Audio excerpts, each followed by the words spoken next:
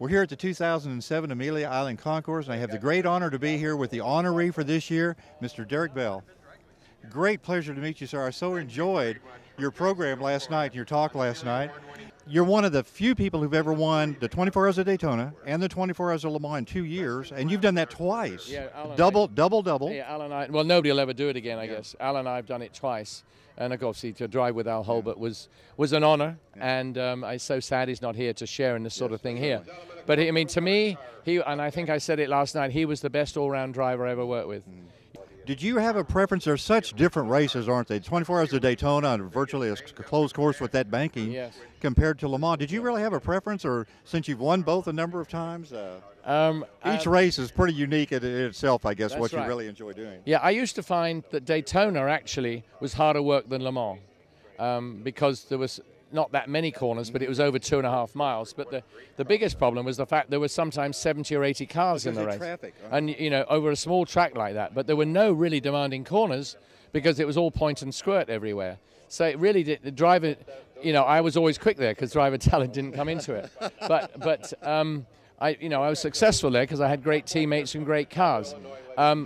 But then at Le Mans they put in the 2 or 3 chicanes. Then it became hard work and very testing, and that's when we had to go to 3 drivers. But when it was, you had the Mulsanne Straight, you know, was 4.5 miles long. That was half the distance in one straight line. Although it was, you could do nothing if a car went out of control at 200 anyway.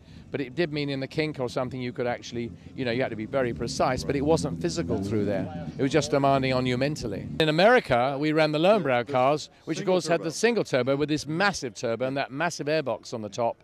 And at night, these flames just licking out the back on overrun. The photographers know the right place to stand to get that burst of flame. That's right. Well, I tell you, when you were behind them and you broke behind one of your teammates or somebody, in the race with you, the actual flames would actually, you'd feel the heat coming in up through your vents into the car. That right? Oh yeah, absolutely. Because that is intense heat. Yeah, and of course you'll be smelling this awful, awful burnt gas, which I'm sure didn't help us with our driving. Let's back up just a hair because I want to show here.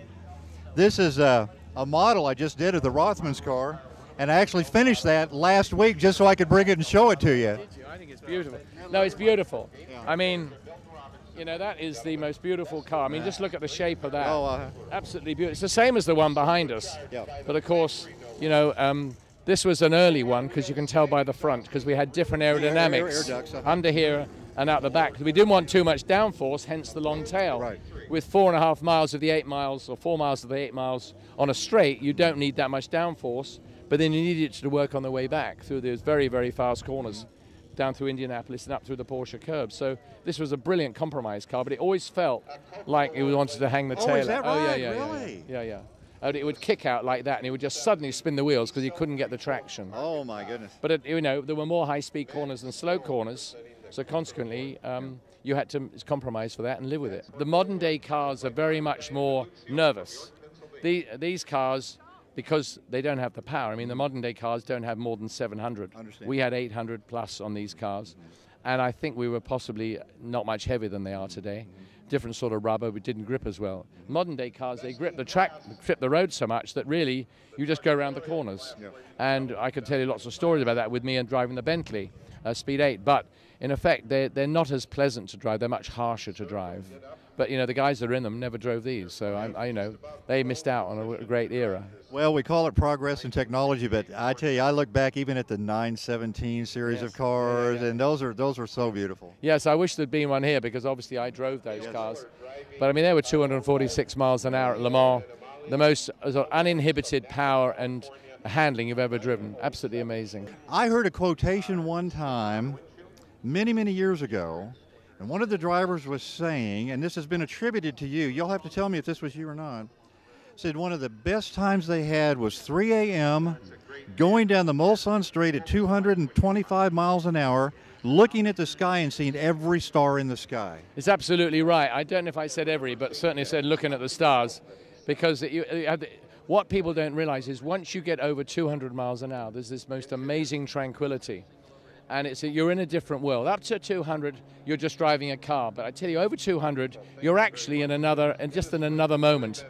And as you go down that straight, you're on your own. You're sitting there in the dark, of course, and there's just the lights on the dashboard, and they're flickering away as they keep. And of course, nothing's moving much because you're only doing 8,000, 8,1, 8,000, 8,1. All the pressures are normal, and there's this incredible feeling of sort of like being with the most wonderful person in the world, and there you are just holding on together. And you're with a car, you know, you're actually on your own with this incredible car, and you look out through the windscreen, and you're on full throttle for 1 whole minute in 5th gear or 6th gear. And as you go down the straight, you can actually see the stars because you're looking through the trees, and you can see the stars, and you can read the Goodyear blimp, and you can read the order of the cars in the other classes. It's quite the most lovely time of the race. Well, Derek, I thank you so much for taking a minute with us. I know you've just been swamped with people and requests out here. Pleasure. Everyone I've talked to has just been astonished at what a marvelous time they've had visiting with you, that you've got time for everyone, you're doing the autographs. You've just been so pleasant, and it's just been a great honor to have you here and to actually meet and speak with you. And I've seen you race at Daytona and some other places, and to kind of follow your history, because I'm the right age to have been following your history, and it's just been a great honor for me, and I thank you so much for taking a minute with us. You're really kind to Thank you me. very much. Thanks.